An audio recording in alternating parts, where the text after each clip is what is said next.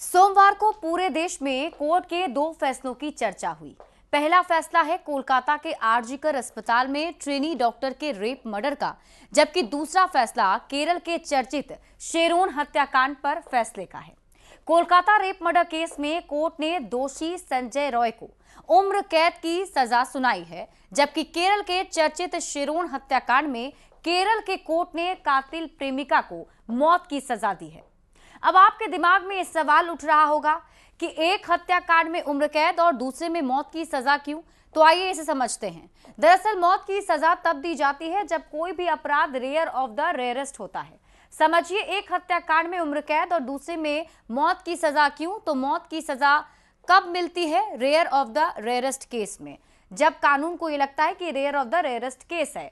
अब आप ये समझिए, कोलकाता केस में उम्र कैद मिला है और कोर्ट ने कोलकाता के रेप मर्डर को रेयर ऑफ द रेयरेस्ट नहीं माना, इसलिए दोषी संजय रॉय को उम्र कैद की सजा दी गई।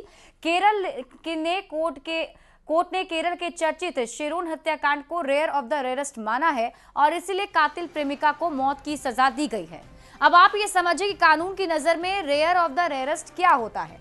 1980 में सुप्रीम कोर्ट ने फांसी को रेयरेस्ट ऑफ रेयर में डाला था और इसके तहत हत्या या अपराध करने का तरीका अगर बहुत ही बर्बर है, किसी को जिंदा जला देना, यातनाएं देकर मार डालना या फिर टुकड़े टुकड़े करके किसी को मारना, ये rarest of the rare case माना जाता है।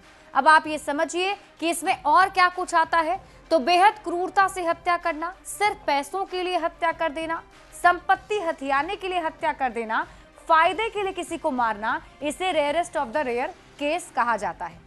अगर किसी बेसहारा महिला की हत्या कर दी जाती है, बच्चों की हत्या की जाती है, किसी पब्लिक फिगर की हत्या होती है, आरक्षित जाति के शख्स की हत्या होती है, इसे भी rarest of the rare case कहा जाता है। अपराध का समाज पर क्या असर पड़ने वाला है, दहेज के लिए अगर किसी की हत्या कर दी जाती है या फिर एक से ज्यादा हत्या होती है, तो इसे रेयरेस्ट ऑफ द रेयर कहा जाता है।